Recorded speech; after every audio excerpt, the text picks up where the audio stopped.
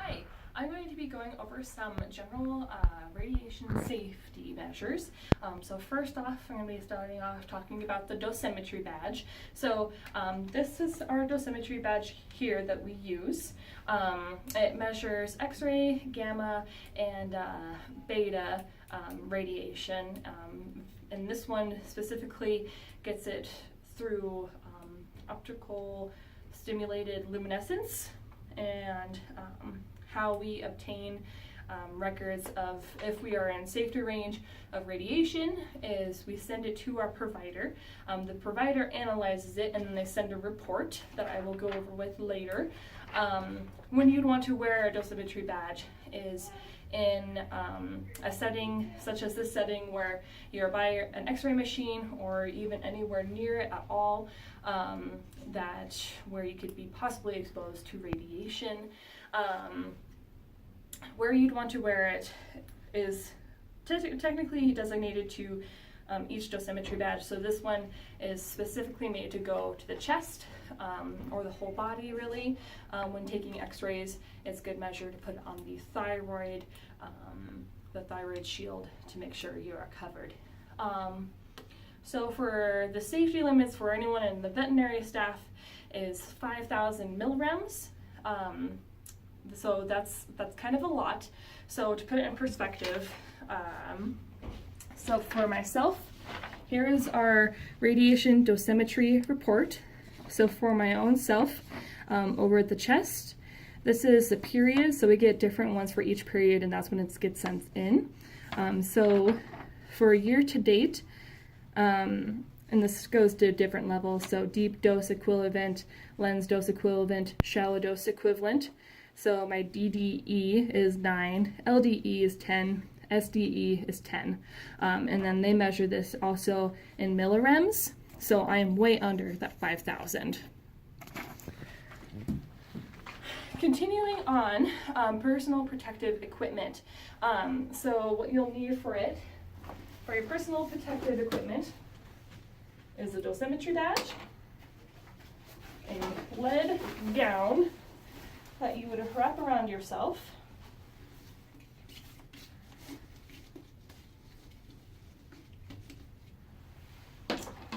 lead-lined glasses, your thyroid shield, and place your dosimetry badge, and then gloves that you would place.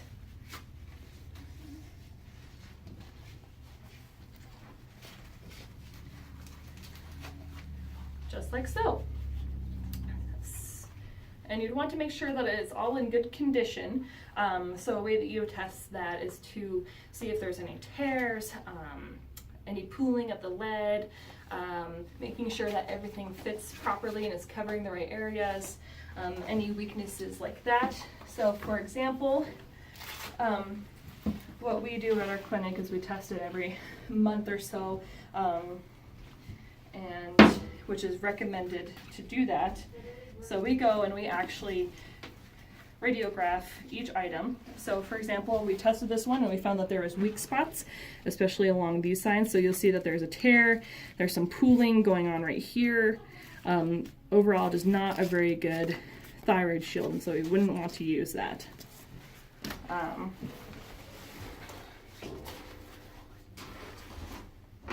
Now, continuing on to general safety information. For restraint, there is a few different ways that you can restrain. You can use chemical, such as like controlled substances and things like that we lock away.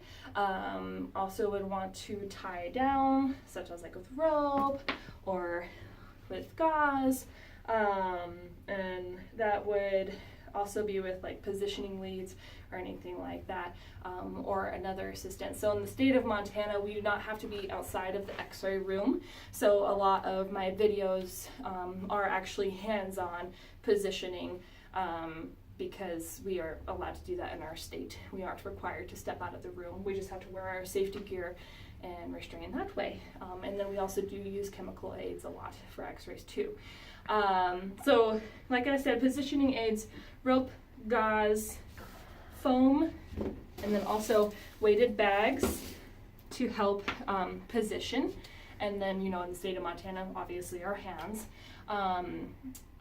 What you can use for physical barriers, so like I mentioned, the state of Montana doesn't need these because we can be in our x-ray, our radiology room, but the room should be surrounded in lead-lined walls and also floors so that it can't spread anywhere where it's not supposed to go.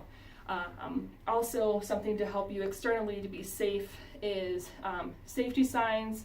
So if you'll see, we have safety signs here to help us externally. Also, something that will help you be more safe is distance and exposure time. So distance, the farther away that you can. So say we have a sedated animal and we're doing an OFA view and we don't want to be anywhere near it. You know, if we were in another state and we had to restrain the animal without actually being there, we'd go position and then we try to go as far away as possible from the actual beam and we'd take the picture. That's going to help reduce exposure. And then also time for exposure, the shortest amount. So if you can go and take one picture right away, be done, that's going to limit your exposure as well, limit your radiation exposure. Anytime why you wouldn't want to be in the view, you don't want, even though we wear gloves, you wouldn't want your hand to be in the beam, and especially not without any shielding.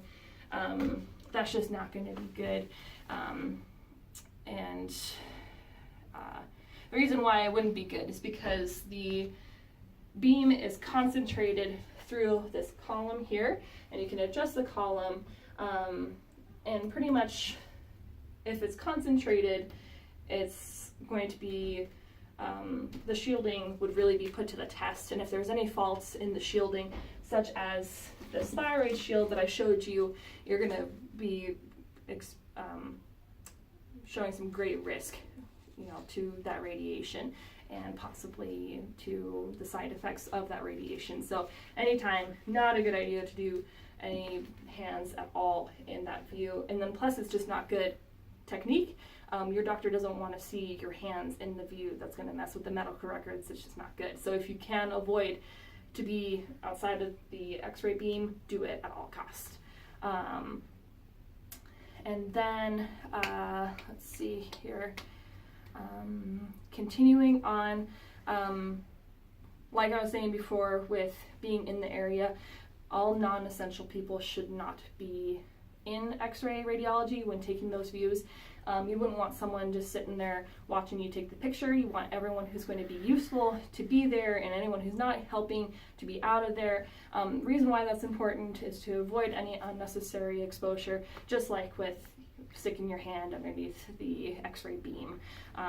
Any, you know, unnecessary exposure, like why would you even put yourself in that risk factor?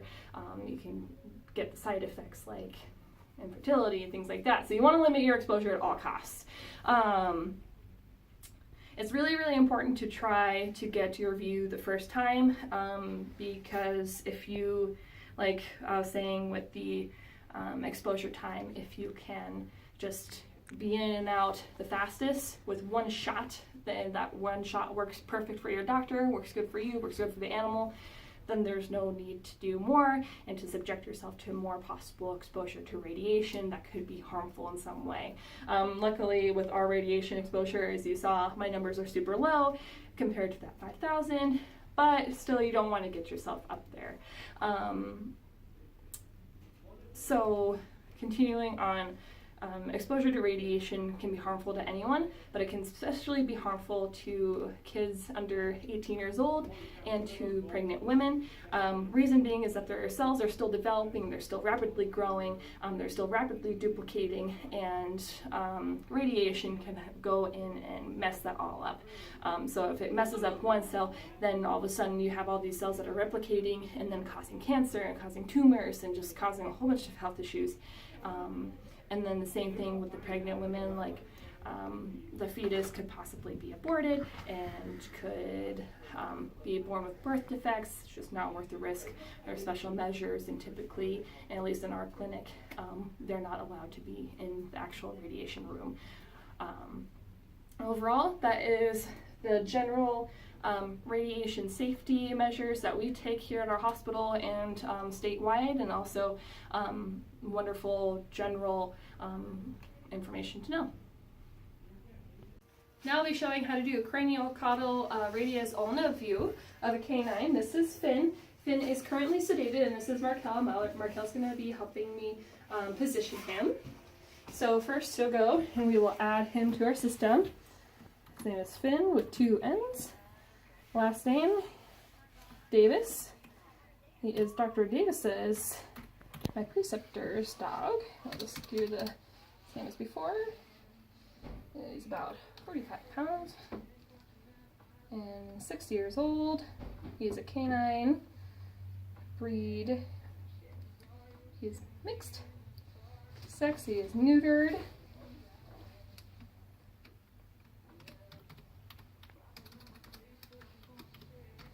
Last name of the owner, first name, Heather. Okay, so now that he's entered, we're going to go ahead and continue. We're doing radius, and then craniocaudal. Okay. Alright, now that's entered, I'm going to put on my glove.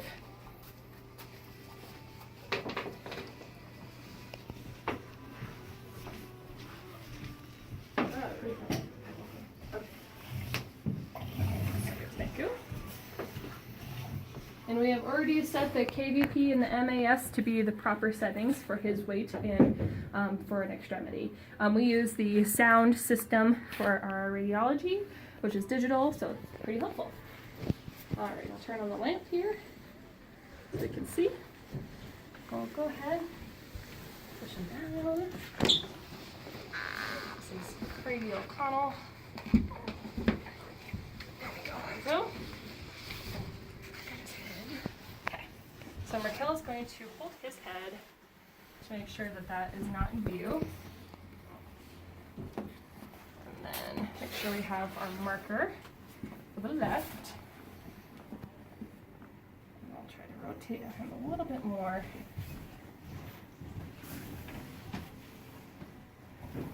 Perfect. Alrighty, make sure we have full joint in. And just straight up and down. Perfect. Okay. Make sure all our fingers are covered. And go ahead and take the picture.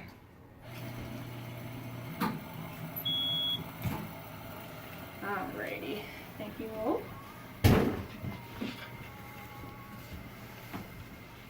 Okay. So this is the craniocaudal view of his left limb with a marker. And we have the joints above and the joints below. We'll go ahead and send it off to our doctor. Okay? How'd that look? So now I'm going to show how to do a VD thorax on a cat. We're going to be using Dapple, my kitty, who is currently sedated. And this is Markel. She's going to be helping assist me.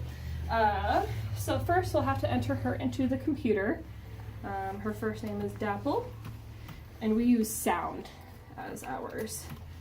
X-ray.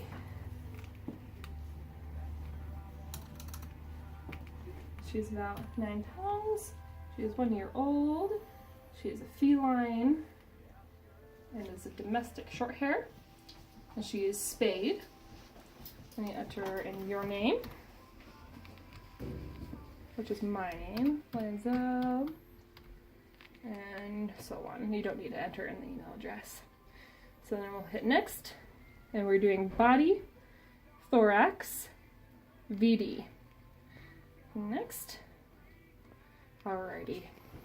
So now that that is all set up, the digital part of it, we have our gloves on. We have our paddle.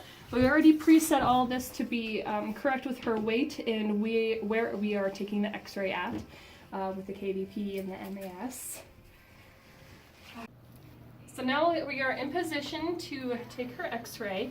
For thorax, you want to make sure that the heart is in the center, so you go down a few ribs, third or fourth or so, to make sure that you're over her heart. We have our little tile in place, our marker, and make sure that she is centered. We can go ahead and take the picture.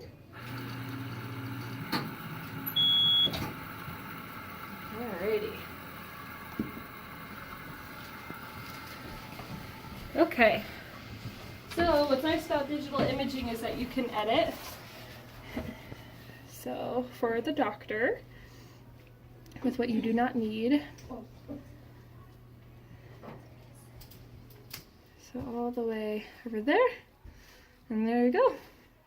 You can see the diaphragm, you can see the heart very clear, the trachea all the way up, and that's how you do a VD thorax. And then I'll be sending it to the doctor, and you just press this check mark. And it's sent over to the system. Bring me position.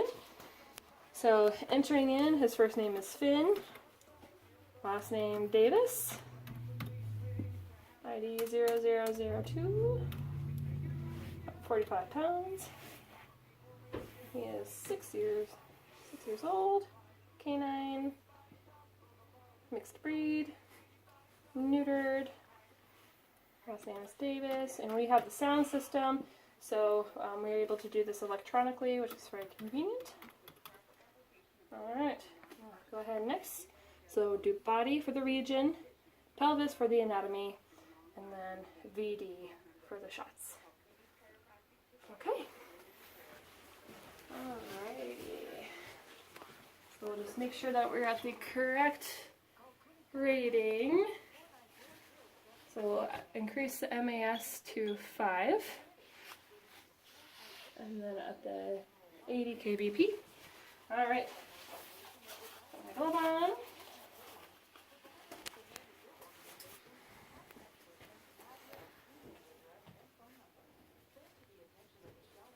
Okay. Turn the lamp on. Alrighty. So we're going to flip him over onto his back. And then make sure that we have the marker in place. This left side. Alright. So, with OFA quality images, you want to make sure that you pull his legs out as far as possible, and make sure he's as straight as possible, and then you're going to rotate the knees in. So go ahead and rotate, and you want to make sure that the legs are even and that you're pulling at the same intensity for each knee.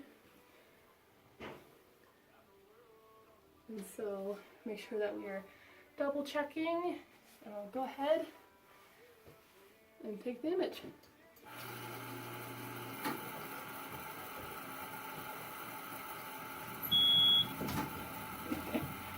Alrighty. Perfect. As you can tell, Finn is sedated.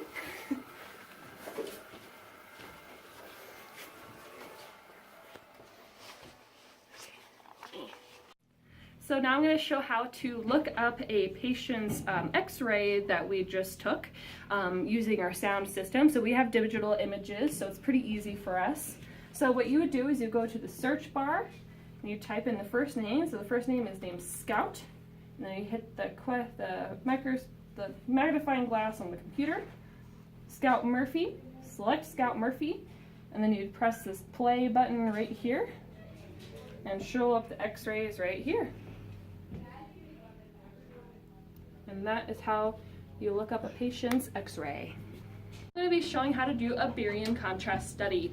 So what you'll need for this is some barium, which I have, and I have 10 mils of barium here that I'm going to administer Finn. Finn is my preceptor's dog, and this is Courtney. She's going to be helping me assist today. So what you'll do, it's based off of weight for the barium, so you'll administer the barium according to the weight. Dogs that might need a barium study, they may have some motility issues with their intestines, blockages, something along those lines that we may need to do a contrast study to see what's kind of going on. So first what you would do, you'd administer it, all the barium, and then you would go into x-ray, and then you take your first picture right away to see the barium going down the esophagus, and then after that you take one at 15 minutes, 30 minutes, and then finally at 16 minutes to see how it's all moving through. And then if your doctor wants more, then you can go ahead and do more. So without further ado, I'm going to administer the barium. Oh, and I haven't mentioned this yet. Barium is a fluid that shows up nice and bright on x-rays, so it's really good stuff. So now I'm going to go ahead and administer the barium. Okay, all right, sit still, sit. Perfect. No.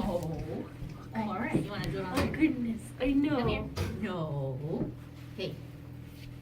Hey, Good hey. boy. Hey. Good boy. There you go. Good boy. Good boy. Good boy. Good boy. Oh, good boy. That's a good boy. Oh, good boy. There you go. There you go. Good boy.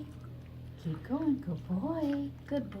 There you go. That's a very Good boy. good boy. Good boy. And we administer 10 mils, and so now we'll go take some x-rays.